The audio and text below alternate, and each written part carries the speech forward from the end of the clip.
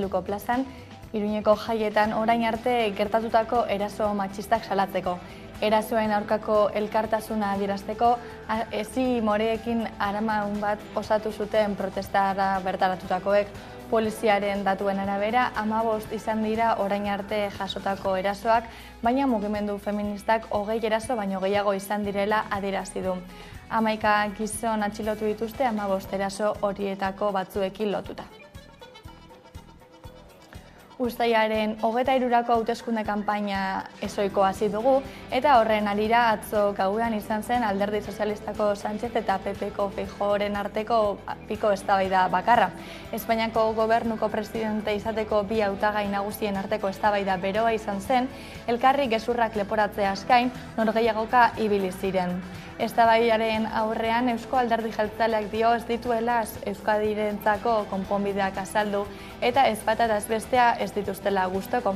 EH Bilduren iritziz, batarentzat zein bestearentzat ezker independentista eta soberanista funtseskoa eta erabakigarria da.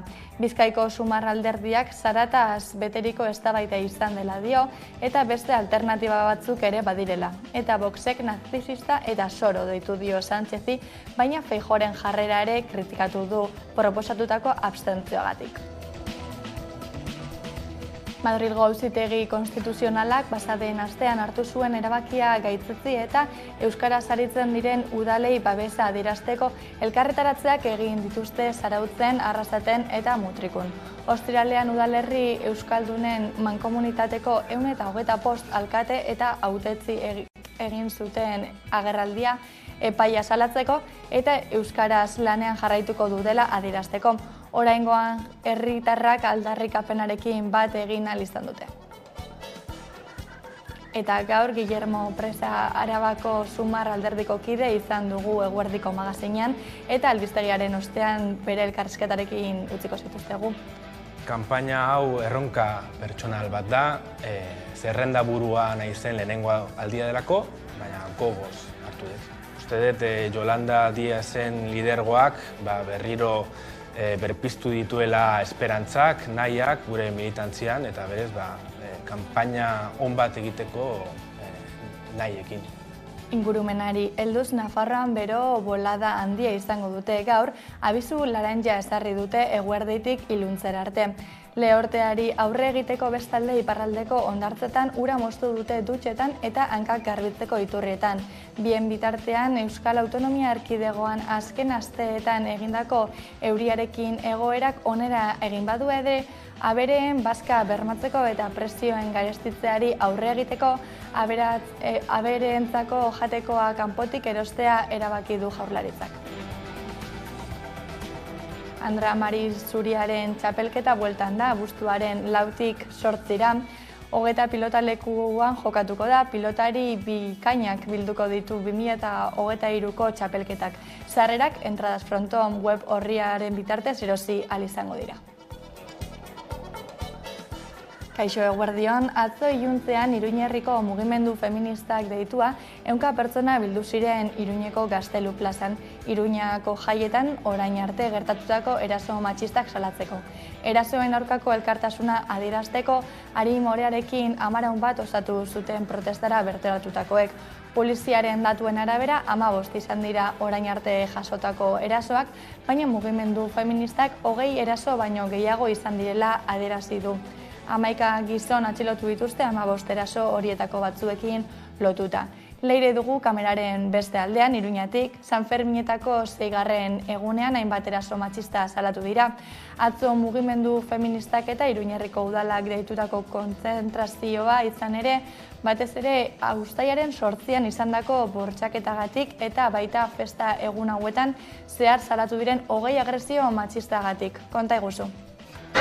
Agresio matxistei gaitzespena irmoki salatzeko, atzo kontzentrazioa izan zen Iruñeko Gaztelu enparantzan. Sanferminen 5. egunean, momentuz 15 agresio eta 11 atxilotu izan ziren foruzaingoaren arabera.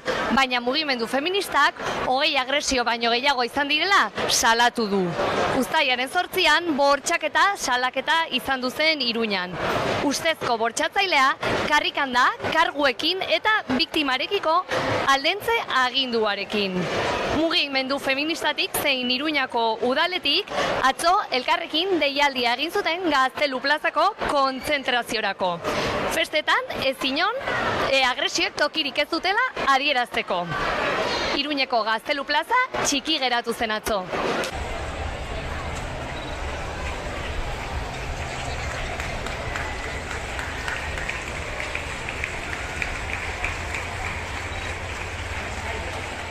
Zoritzarrez beste behin ere, eta kasi urtero deialdi hau egin behar da, uztailaren 8an egondako eraso sexual batengatik, baina horretaz gain ere esatea eta salatzea ere horren beste eraso egon direla, 20 bat baino gehiago ja bosgarren egun honetan, ez? Eta hori da, gure nahia da salatzea alde batetik eraso sexual hori, baina baitere beste guztiak ere, batez ere azken urteekin konparatuta eta kontutan eukiz jaiaren zein momentuan gauden, asko gehitu direlako intentsitate bazuko eraso sexista hori.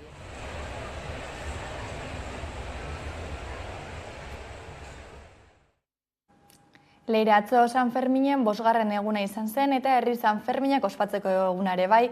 Festa hauetan txosnarik ez dagoen arren, herri San Ferminak egun bakarreko alternatiba prestatu du. Baskari herrikoia, txosna kontzertuekin nola iragantzen eguna?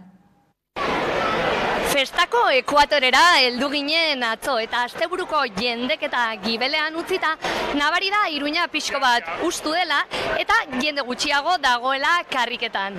Atzo herri San Ferminen eguna izan zen eta aurten ere txosnak paratzeko debekuak eta herriko eta katakrak bezalako egitarauak isunen mehatxupean bertan bera utzirik, herritik eta herriarentzat sortutako herri San Ferminak ospatu ziren dena egun bakarrean.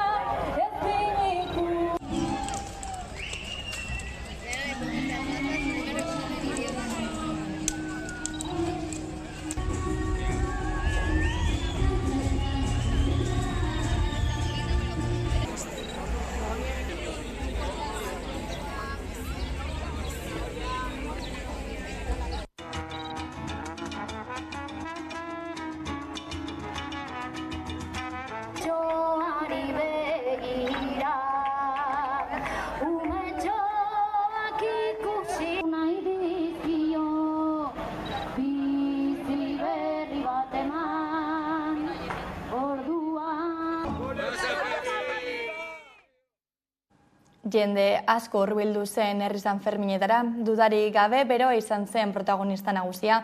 Leire, zu saltzeoan ibili zinen jendeari gauzak galdetzen, ezta? Alerta hori eta Liranjan izan gara bai atzo eta bai gaur Iruñean eta baita Nafarroako herriberan ere. Eta zorionez, gauetan aski freskatzen duen arren eta hiriko pixka bat sartzen den, atzo herri San Ferminetan egin zuen berozapa izugarria izan zen. Mota guztietako tramankuluak ikusi genituen beroari aurre egiteko. Super ongi egon gara, oso gustora. Kostatu zaigu itzala aurkitzea, baina mugitu txiringito osoa eta hemen gaude super gustora. Bai, oso gustora, janaria zegoen oso goxoa. Beroa izan ezik beste guztia primeran. Janaria super goxoa eta dena super ondo. Resaka pasatzen, giro politakin, lagun artean, primeran. Kriston beroa, baina giro ederra dugu. Oso garrantzitsua da herritik herriarentzat festak egitea eta ez bakarrik udaletxetik egindako gauzak, orduan hemen gaude atope, apoiatzen bai.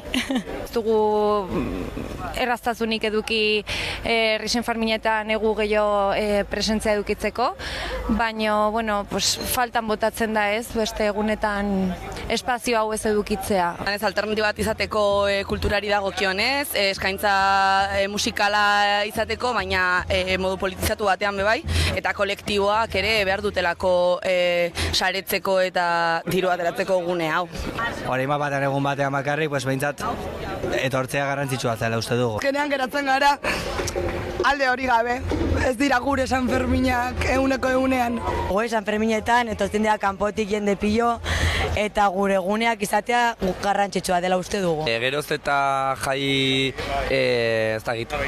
privatizatuagoak, geroz eta jai komertzialagoak eskintzen dizkigute, ari dizkigute herri mugimenduaren espazioak kentzen, eta horren aurrean indartu barra ditugu eta jende aktibatu barra da herri San Fermin herrikoiei indar berria emateko eta berriz bultzada bat emateko, ze bestela kenduko izkigute ditugun espazio gutxioiek ere. Udaletxetik ari dira kentzen herriko gauza guztiak eta bakarrik haien jaiak dirua ateratzeko nire ustez eta ez autogestionatuta edo hori gurea den festa kendu nahi dute guztiz. Alde batetik ahul gaude, mugimendu bezala, ez? Eta bestetik udaletxeak ez du erraztasunik jartzen. Ikuste pandemia eta gero erabili zutela paroi hori, ez? Eskusa bezala gauza guztiak mozteko. Gaiztoak iritsi direla, bazeuden ja, baina iritsi dira ez dakit gero eta indartsuago daude, ez dakit nola egiten dute, baina nahi dute kendu dena eta ari dira lortzen. Udaletxeak oztopo gehiegi hartzen ditu eta zaila da ezer prestatzea, debekuak eguneraukoan ikusten dira. Nahi dutela realitate euskaldun, antikapitalista, feminista eta bar, bazterrera eraman, ikustezin bihurtu, tokatzen da erantzutea, aktibatzea eta antolatzea berriz indartzeko, ez? Herritik herriarentzat jaiak eta upa San Ferminak, baina hemengo San Ferminak, horrelakoak. Gora San Fermin, feminista, errespetu askorekin, gora autogestioa eta gora herri San Ferminak. Gora la farandula, beti. Alduten enean jendeari esango nioke olako gauzak bai edo bai babesten saiatzea. Behintzat, egun bat barri baldin badago, ontara bai etortzea. Deskantzatu behar baldin baduzu, deskantzatu beste egun batean. Gora herri San Ferminak! Eta Fakupen! Eta gaur goizero bezala kiliki eta erraldoiek hartzen dituzte Iruñeko kaleak eta guraso eta hor mordoa hurbiltzen dira bertara. Goizero, guraso, aitatxi amatxi, seme alabak eta hainbat gaupasero biltzen ditu kiliki eta erraldoien konpartsak musikak lagunduta. Iruñeko zoko ezberdinetatik egiten dute ibilbidea eta zer nahi duzu erratea? Nik erraldoi batzuk aukeratu beharko banitu, toko-toko eta braulia izango lirateke. Zer moduz kiliki eta erraldoia gustatzen zaizkizu? Bai, niri bai. Hau txikitxot momentuz dago ikusten eta gau egon dia egoten dira zo gustora. Bai. Zenbat egun etorri zarete? Egunero. Egunero. Onderaino, baina gustora. Bai. Orain gaude bestaldia migetzen San Ferminak, ez? Eta jakingo zenuke erraten zein den zure kiliki edo erraldoi favoritoa? Nire da braulia. Nire aitona datzetu zuen brauliak, aspalditik eta gordun horgatik. San Fermin eta uda bete-betean uztailaren 23rako hauteskunde kanpaina soikoan gaude. Hauteskunde kanpainak 5. eguna du eta Sánchez eta Feijóoren aurrez aurreko bakarra iraganda. Proposamen gutxikoa eta liskartsua. Gobernu osaketari dagokionez, Euskal Alderdiek gobernua osatzeko giltza izango dute eta EH Bilduk eta eskerrak subiranotasunera, eskerrerantz eta antifasismorantz joko dute. Y usted que está muy preocupado por pasar a la historia. Sozialistek eta popularrek lehenengo aurrez aurrekoa izan dute, eta azkena. Pedro Sánchezek eta Alberto Núñez Feijóok PSOEko eta PPko presidente gaiek. Nahiko eztabaidatsua izan da eta proposamen gutxikoa. Batak bestearen txanda zapaldu eta edukiak baino formak izan dira deigarriagoak. Con la prohibición de las concentraciones contra la violencia machista, señor Feijóo. Ustedes han tragado la censura en un pueblo que agredió a su mujer. Gobernuarentzat azken urteetako kudeaketa defendatu du Sánchezek. Ura ordea hondamendiaren parekotza jo du Feijóok. Voxekin egindako itunak leporatu dizkio Sánchezek popularrari. Es una claudicación ante el machismo. Y es lo que usted está haciendo, y su partido, con estos vergonzosos acuerdos de gobierno que está firmando con el partido de Abascal. Eta EH Bildurekin adosturikoak leporatu dizkio Feijóok sozialistari. Argi dago bien arteko lehian batak besteari aurre hartzeko PSOEk ezkerrekoen babesa beharko duela eta PPek Voxekin bat egin beharko du eskuin muturrarekin. Gainerako alderdiek debatean ez dodenek zer diote? Bada ez daudela bi aukera besterik, alternatibak badaudela. EH Bilduk eta RC subiranotasun-erantz, ezkerrerantz eta antifasismorantz joko dute. Alaxe azpimarratu du Arnaldo Otegik Durangon egin duten ekitaldi politikoan. Gu beti egongo gara ezkerrean, eta antifasismoan. Eta hori gertatzen da Estado Espainolean eta toki guztietan, printzipio politiko bada. RC-ko Gabriel Rufianek adierazi du uztailaren 23ko hauteskunde orokorretan asko dagoela jokoan. Más allá de nuestras banderas, nos lo jugamos todo, incluso nuestra libertad.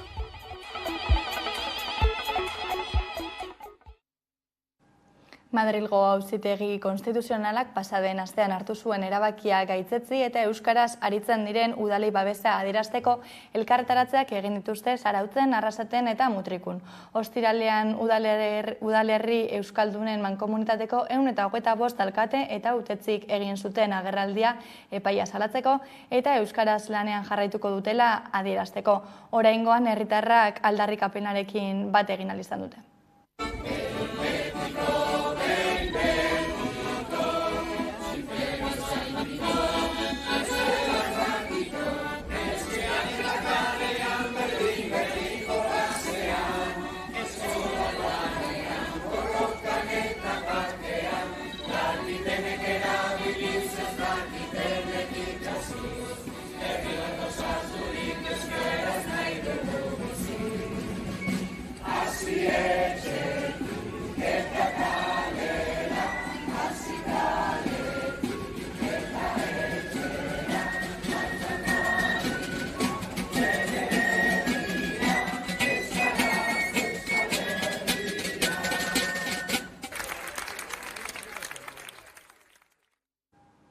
Azken ikasturtean Nafarroako gobernuak bertan behera utzi zuen Mirabai Ezelredin eskola erlijiosoaren batxilergoko hezkuntza ituna, LOMLOE legeari men eginez, ikasleak sexuaren arabera bereizteagaitik. Ekainean, Nafarroako Justizia Auzitegi Nagusiak ebatzi zuen hitzarmen horri eutzi behar zitzaiola behin-behinean ikastetxeari konpondu ezinezko kalterik ez eragiteko. Erabakiaren aurkako helegitea aurkeztu zuen Nafarroako Gobernuko Hezkuntza Departamentuak eta auzitegiak ebatzi du itunari eutzi behar zaiola behin-behinean. Azken legealdian sakabanaketa politikaren amaiera eman da eta Espainian zeuden euskal presoak Euskal Herrian daude martxotik Jaione Jauregi salbuespen. Hala ere, gradu erregresioak ez dira eten sareren datuen arabera 43 dira orain arte onartutako gradu erregresioak eta 14 aplikatu diete. Guzti honi sare herritarrak eta etxeratek eskuineko lobby deitu dute.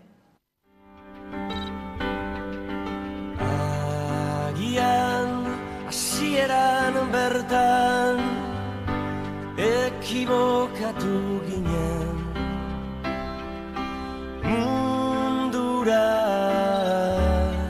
euskaldun sortzean eta gero ez genuen iraultzaren borrokatik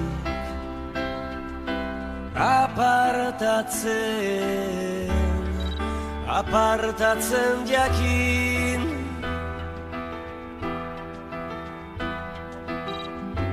esna kantu bat abestu genion ze aska utxari takoiz batez el puertoko gartzelan esnatu ginen. Gasteizen errefuxiatuentzako zentroaren erreforma lanak esleitu dira. Azkenean migrazioetarako estatu idazkariak Zenarko enpresari esleitu dio. Esleipenak 4 hilabeteko epea sartzen du proiektuaren idazketarako kontratua adostu denetik. Obrak gauzatzeko berriz 12 hilabeteko epea beraz 2024ko udazkenerako izatea aurreikusten dute.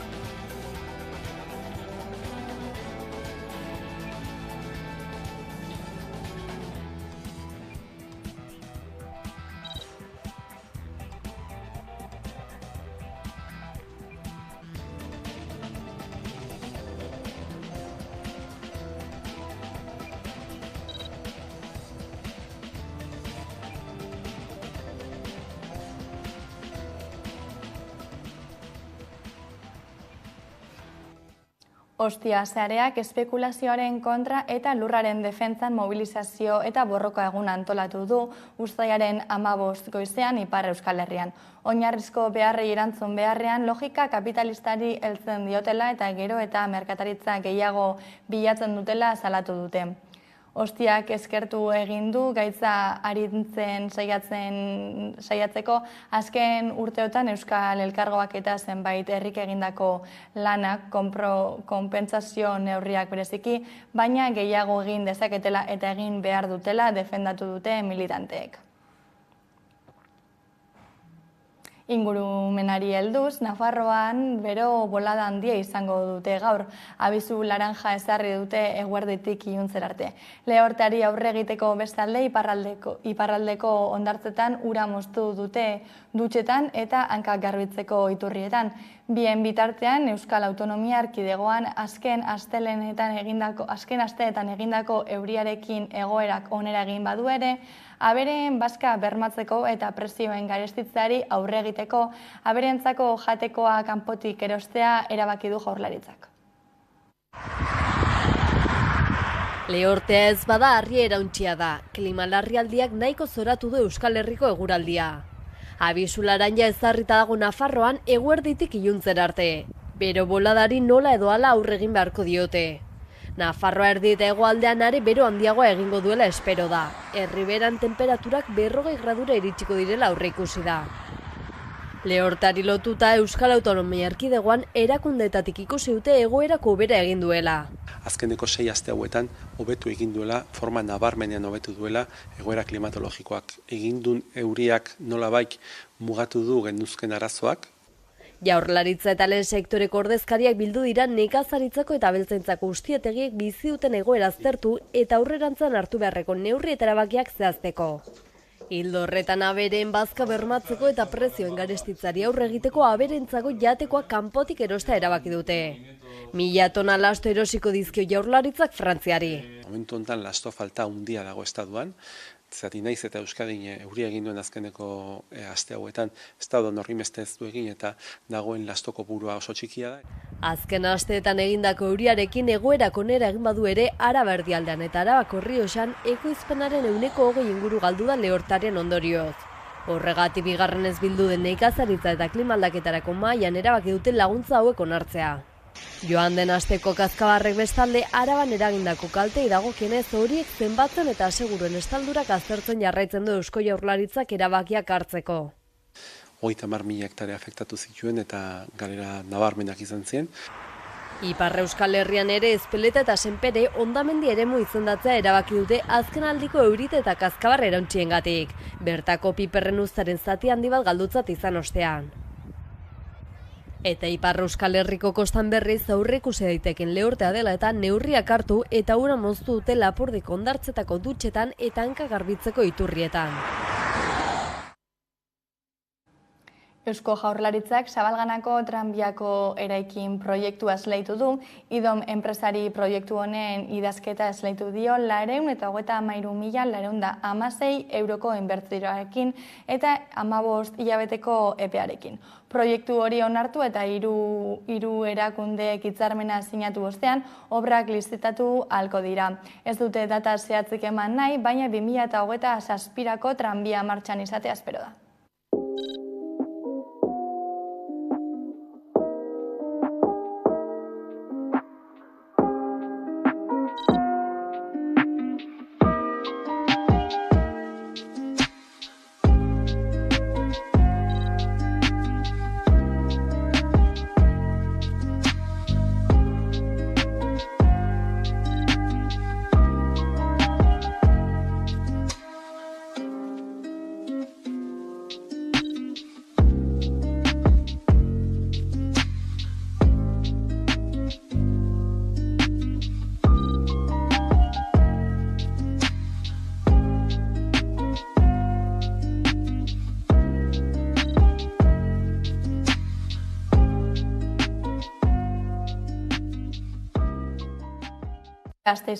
Udalak 400 ekintza baino gehiago antolatu ditu Andrea Mari Zuriaren jaietarako.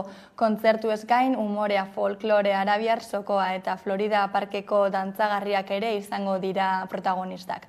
Berritasunen artean, umeentzako egitarauaren ordutegia 30 minutu aurreratu da eta harrigan esartzen den abentura parkea handitu egingo da. Bestalde, mugikortasun urriko pertsonentzako guneak ezarriko dira ikuskizunetan eta kontzertuetan.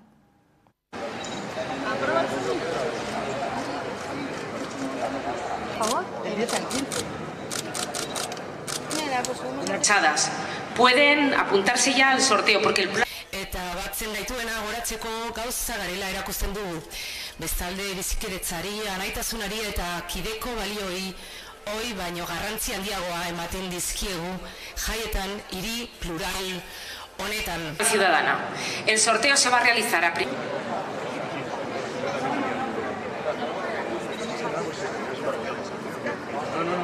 porque eso está contemplado.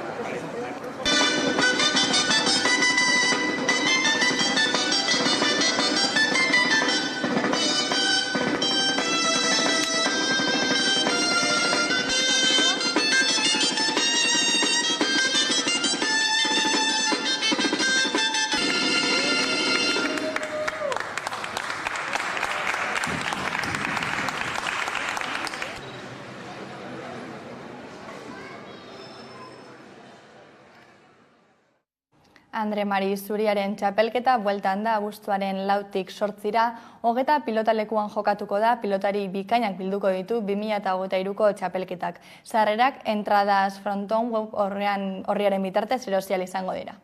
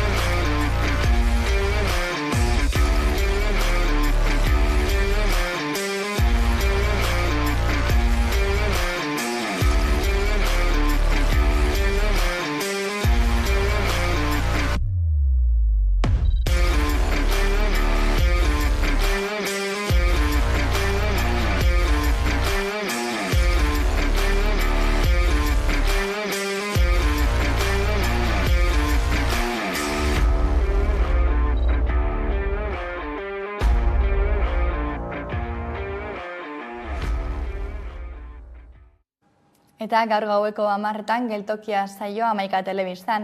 Iruñeko autobus geltoki zaharreko geltokia proiektua ezagutuko dugu, non ekologia, ekonomia solidarioa edota kontsumo taldeak biltzen diren. Solasaldian parte hartuko dute June San Millan, Josu Ortigoza eta Carmen Lakuntzak. Gerora, Koldo Garziak errezta goxo-goxoa prestatuko digu, porru erreak, dilista humusa eta eskarola entzalada. Gaur gaueko 10etan Hamaika Telebistan eta hamaika.eus atarian. Iritsi gara geltokia saioaren azken atalera. Eta azken atalean, Iruñako geltoki zaharra ezagutuko dugu. Bertan gorpuzten bait dira, orain arte jorratu ditugun, gai eta ekimen asko.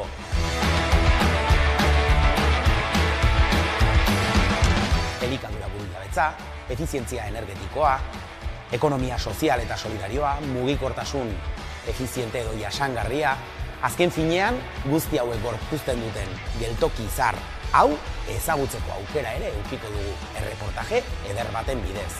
Solasaldiak beti bezala, bertako proiektuak aurrera ateratzeko ezinbestekoak diren personekin eta bukatzeko hemen bertan jatetxean dastatu dezakezuen jaki goxo bat prestatuko digu Koldo Gartziak. Beraz, badakizue ongi etorri denon topaleku den geltoki honetara. Baita gaur hauteskundeen aria jarraituz, Guillermo Presa Arabako Sumar alderdiko kide izan dugu gurean eguerdiko magazinean eta haren elkarrizketarekin utziko zaituztegu jarraian.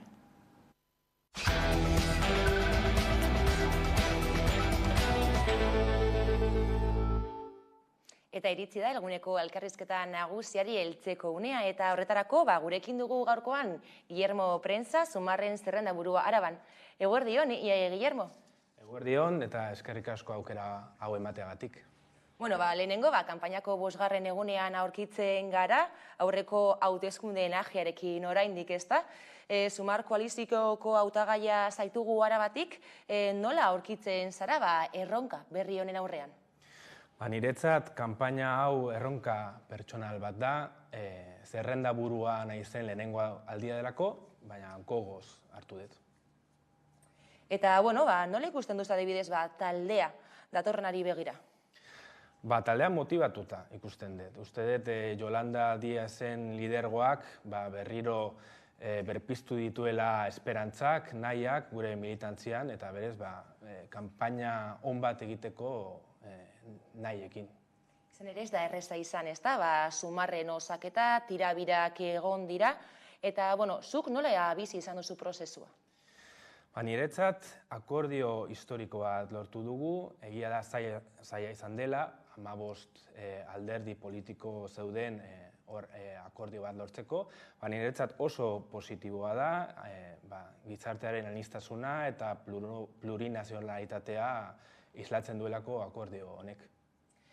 Gero, lehen aipatu dugu, opor garaiak eta San Ferminen hasierak bezalako irudi batzuk utzi dituela kanpaina honek, eta askotan entzun izan dugu, gogortegarako begirako kanpaina gogorra izan ohi dela, zer espero genezake?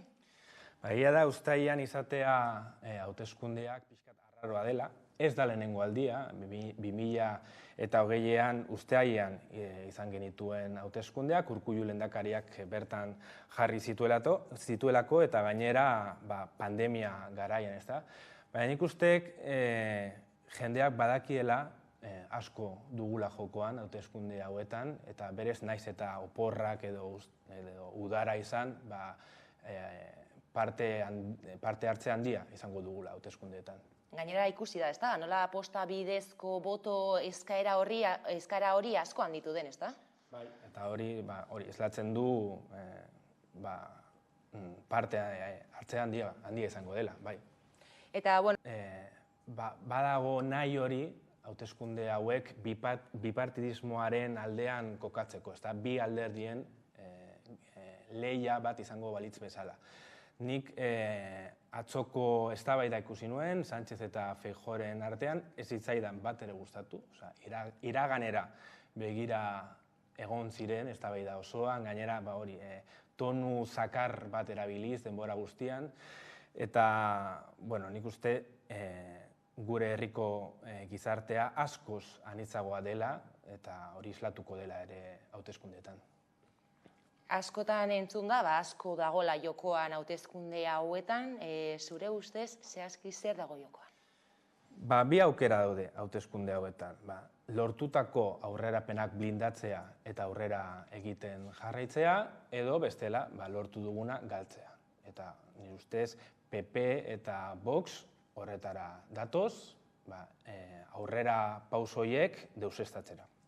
Gainera gian horrek, galdutako eskubide horiek galtzea, jendeak ez dakit bultzatzen du hauteskunde hauetan boskatzea izan daiteke hori, ezta?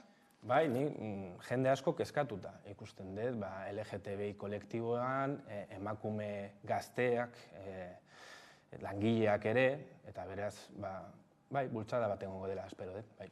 Bestetik, EAJak eta EH Bilduk aipatu dugun eskematik aldendu nahi dute euren kanpaina, eta Euskal Herritarren ahotsa Madrilela nork eramaten duen dago lehian, ez da? Eta, aipatzen da ere, baita zeinbait beste gobernuak osatzeko, bai EH Bildu eta baita EAJ giltza izango direla gobernua osatzeko. Nire ustez, hauteskunde hauetan jokoan dagoena da nork gobernatzen duen estatu mailan. Eta beti EAJ alderdia kanpaina gaudenean esaten du Euskadiren ahotsa eraman nahi duela Madrilera, baina galdera da zein den beraientzat Euskadiren ahotsa. Euskadin ez dago ahots bat, ahots asko daude. Gizarte anitza delako, ez da, langileen ahotsa, edo enpresarien ahotsa. Noren ahotsa eraman. Nire ustez, EAJ saiatzen dena Madrilen da, privilegiatuen, enpresa handien ahotsa eramatea, ezta. Eta berez hori esango nuke, EH Bilduri berdina. Hemen jokoan dagoena da, EH Bilduren aurrean egotea gobernu aurreakoi bat, beraiekin paktuak egin aldituena, edo beste gobernu bat ezinezkoa izango dela paktuak egitea. Eta, ikusitu hainbat inkesta edo, eta inkesta batzuk adibidez badiote, PP-ek irabaziko lukeela, Voxek adibidez boto asko galduko dituela, PSOE aurkituko zela bigarren indar bezala, eta Sumar hor dago, ezta? Zuk nola ikusten duzu panorama? Inkestetan ikusten duguna da, Sumar gorakada egiten ari duela, eta nik uste urrengo bi asteetan gorakada hori kontsolidatu egingo dela. Gainera, iragan hauteskundetan ahalegin handiak egin zituen EAJak, ezkerra hainbat gobernutik ateratzeko, eta horien artean Gasteizko alkatetza dugu, ezta? Eta EAJak PPrekin azken hilabetean egin dituen paktuen inguruan zer nolako irakazpena dugu? Niretzat irakazpena argia da, beti eskuinek ados jartzen direla, naiz eta batzuk esan hori, Espainiar eskuina esan edo Euskal eskuina esan, beti nahi komunak dituztela eta ez dutelako inolako arrazorik, naiz eta Alderdi Popularra eta beste AJ izan, akordioak lortzeko. Eta ez dutela inolako erreparorik akordio bat lortzeko bai. Eta datornari begira, zein izan beharko luke gasteiztarrek edo arabatarrek argi utzi beharreko marka gorriak? Nire ustez gure herrialdean ditugun erronkak trantsizio ekologikoari lotuta daude, hirigintzari, mugikortasunari, eta adibidez kasu konkretu bat da, Zubillanan daukagun gaz pozo hori ez irekitzea, ez ustiatzea, frackingari ez esatea. Eta boto erabilgarria eman behar dela aldarrikatu ohi duzue aukera politikoek, zergatik eta zertarako Sumar? Ia da, kanpainan alderdi guztiok esaten dugula, ezta? Gurea dela botu erabakigarria, baina niretzat Sumarren botoa oso importantea da Araban. Guk Alderdi Popularari kendu aldiogula eskaino hori, eta Arabako eskainoa lortzea gobernu koalizio aurrerako bat egotearen bermea delako. Eta horiek ala, datornari begira, zein da Sumarrek Madrila begira eramaten duen proposamena? Nire ustez, egin dugun proposamenik interesgarria momentu honetan da lanaldiaren erredukzioa soldatarik murriztu gabe. Lortu duguna da denboraren afera debate publikoaren erdialdean kokatzea. Baina justo lanaldiaren murrizketa hori baduela urte asko jarri zen erdigunean, oraindik 40 orduko lanaldiarekin jarraitzen dugu, okertzen ez baldin bada naiz, 100 urte baino gehiago dira lanaldi hori dugula. Posible ikusten oso azkenean enpresariak askotan guztiz kontragertu dira. Espero dugun hori gertatzea, enpresariek ez daudela ados egongo, baina nire ustez posible da. Enpresariek ere esan zuten ez zela posible izango soldata minimoaren igoera, lan erreforma, baina azkenean nire ustez Yolanda Díezen lidergoak eta bere karisma pertsonalak lortu duela aurrerapen horiek bermatzea. Gainera justu lanaldi murrizketari buruz egia da 40 ordutan ezinezkoa dela guztiz produktiboa izatea, eta askotan hainbat adituk edo hainbat pertsonek esan dute lanaldi murrizketa horrekin produkzioak hobera egingo lukela edo ez bakarrik produkzioa ez, baizik eta baita ere langileen osasuna, lan osasuna eta holakoak. Bai, gainera daukagun paroarekin guztiz posible da lanaldia murriztea, eta gainera enpresa handiek sekulako benefizioak izan dituzte azken urte hauetan, eta benefizio horiek banatzeko momentua da. Eta ze paper du Sumarrek PP eta PSOEren arteko lehian? Nire ustez gure papera hor da alderdi sozialistaren aldean kokatzea, baina alderdi sozialista politika aurrerakoiak egitea bultzatu. Badakigu Alderdi Sozialistak batzutan beste plan batzuk dituela, adibidez saiatu zen Albert Riberarekin gobernu bat sortzea, guk uste dugu Sumar eta Alderdi Sozialistaren arteko gobernuari benetan izango dela aurrera pausoak emango dituena. Orduan, zalantzari barik, posible ikusten duzue PSOE eta Sumarren arteko gobernu eraketa bat, ezta? Nik uste, koalizio gobernu hori errepikatuko dela, eta gure nahia da, noski, gobernu horretan pisu gehiago izatea. Aipatu duzu lehen, nola inkesten bera, Sumarrek gero eta boto gehiago eskuratuko dituela, ondino egia da, bi aste gelditzen direla, izan ere, foku importante bat izango da, ez da, ea Sumar hirugarren indarra den edo ez? Ni ustez, hau guztiz garrantzitsua da. Sumar hirugarren indarra bada, benetan lortuko dugu koalizio gobernua berreukitzea, eta hirugarren posizio hori Vox alderdiari kendu behar diogu. Guztiz garrantzitsua da. Bestalde, Feijóok irabaziarren, Voxen babesa beharko luke gobernu eraketarako, zer suposatuko luke horrek? Azken aste hauetan ikusi duguna da, Alderdi Popularrak ez duelako inolako errepararik Voxekin gobernatzeko, Voxekin paktuak egiteko, eta niretzat oso arriskutsua da hau, benetan eskubide zibila, politikoak, askatasunaren heinean oso kaltegarria izan daitekela. Gainera, atzoko eztabaidan, Feijóok adierazi zuen, gehiengoa lortu ezkero, berak irabazi ezkero, ez lukela beharko Voxen babesa, baina argi eta garbi dago azkenean gobernua eratzeko babes hori beharko duela. Orduan ez zuen ez da erantzun, ez? Seguru Voxen babesa beharko duela. Bipartidismoa ez da berriro itzuliko.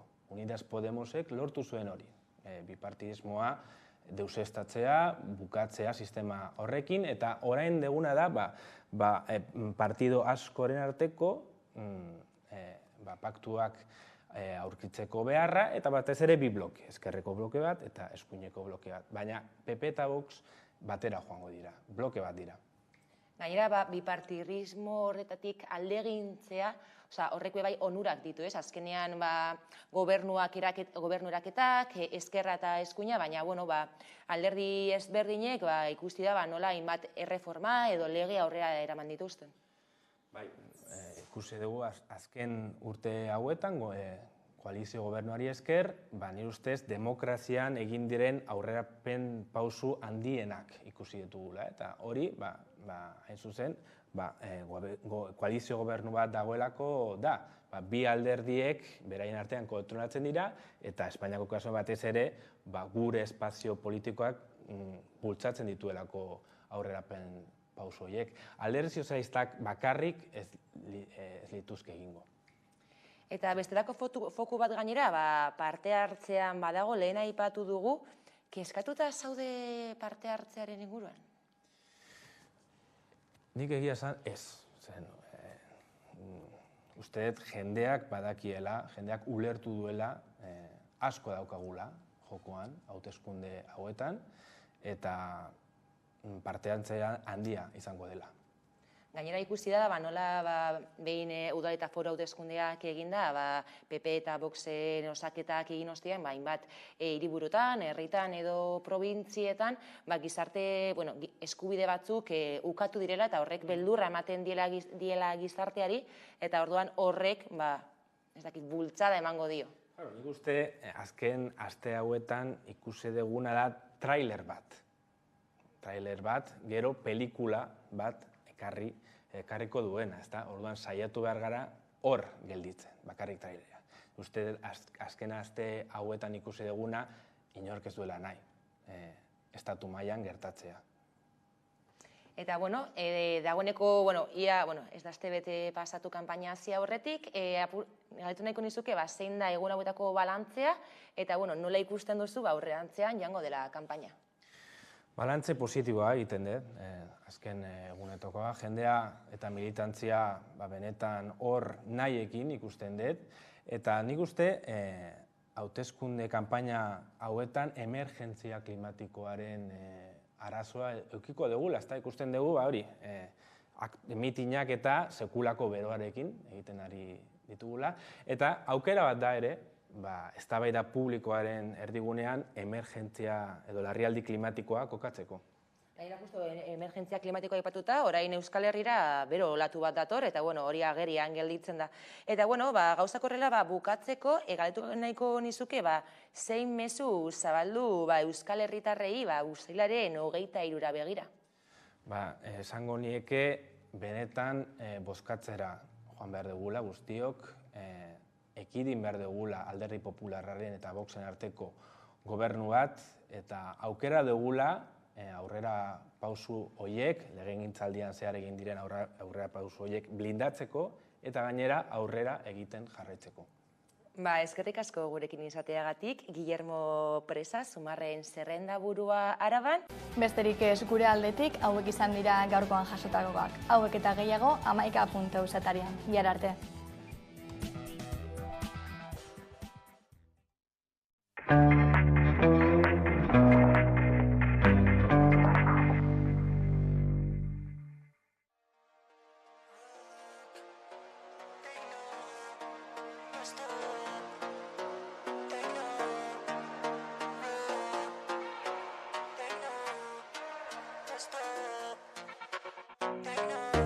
Ni gauian edo rock, baina gero beti techno. No stop, no stop, gaztiak beti techno. Gaztetxean edo rock, baina gero beti techno. No stop, no stop, ez dakit nola itxendon. Gaba hau festako dantzan, jokua pasau dauzutan. Ezin gageratuen bertan, ugoian eta zulotan. Abestia goz minututan, taberna guztia dantzan. Azte buruko jokoan, mekolotik udotan daksan.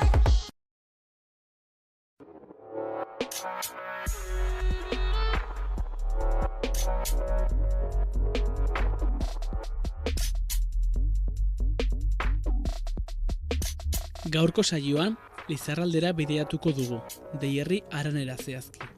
Olatz Larunbe, La Factoria Dantza Eskolan formatutako dantzaria, bere Uholdeak proiektua aurkezten du. Amaia Prieto, bere aitarekin batera sortutako Baku Barri Kupel proiektuan barneratuko digu, kupela zaharrei bizitza berri bat emanez, eta horrela, sortzen dituzten lanpara diseinu berriak erakutsiko dizkigu.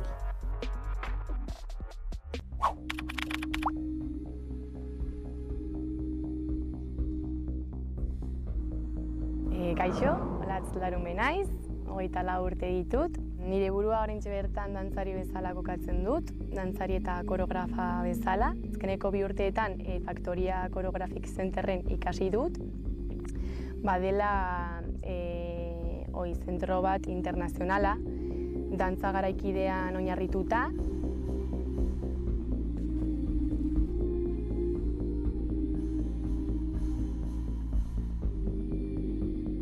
Uholdeak proiektua, izenak esaten duen bezala, uholdeen inguruan hitz egiten du. Pasaen urtean, justo ni Atarrabian egon bizitzen, eta oso gertutik bizi izan nituen Atarrabiako uholdeak. Orduan, momentu horretan hasi nintzen pentsatzen ideia polita izango litzatekela uholdeen gaian zentratzea, nire proiektu artistiko hasteko. Eta, beste aldetik, neramatzan denbora luze, urarekin, lanean hasteko nahian ez. Urarekin eta konkretuki urtegi honetan, azken finean nire herri ondoko urtegia delako eta asko maite dudalako. Eta neramatzan denboraldi luze bat, urarekin zerbait egiteko nahi, baina ez duen bilatzen pixkat hildoa edo zerbait gaia ez. Eta orduan, uholdeak gertatu zirenean, izan zen ja la fusión. Eta orduan, hasi nintzen ja proiektuari pixkat zentzua ematen. oso garrantzitsua da ere, egin dituen elkarrizketak, zeboldak pasata gero, banituen lagunak oso gertukoak eta inguruko jendea, literalmente etxerik gabe geratu zela, hilabete asko etxetik kanpo egon zirela, eta orduan niri hori kriston arreta deitu ninduen, bere momentuan. Eta egin dituen elkarrizketa batzuk, eta konbertsazio horien eskutik hasi ziren proiektuaren gako batzuk ateratzen oso garri, bai zer erabili nahi nuen, bai dantza, koreografia alorrean, bai musika alorrean, bai ze jantzi behar genituen, pixkat ideia narratiboa zein izan beharko zen zehazten, poliki-poliki konbertsazio horien harira, sortu ziren ideiak eta gauzak ateratzen, ez? Eta orduan, uholdeak bai kontatzen duela pixkat narratiba bat, hasten dena pixkat kaosetik, pixkat nola bizi zuten, ez? Haiek uholde horiek, emozionalki, bai beldurrarekin, tentsioarekin, antsietatearekin, ez? Konbertsazio horietik ateran dituen emozio batzuk, eta hasi nintzen horiekin jolasten, nola mugimendura eraman genezaken, eta bar. Eta gero, izan zen oso polita, ze jartzen baldin bagara narratibaren beste aldean, justo kontrako gertatzen da, ez? Kaosetik orden batera, lasaitasun batera, ez da horren komunitatea, elkarlana, orduan, pixkat bai irudikatzen dela, individualtasunetik, kolektibora, joaten den pixkate linea. Eta orduan, izan zen bere garaian, ideia bat bakarrik egin nahi nuela, baina azkenean bukatu da proiektu potente batean, 17 pertsonetakoa. Orduan, izan da talde bat oso potentea, oso langilea eta oso profesionala.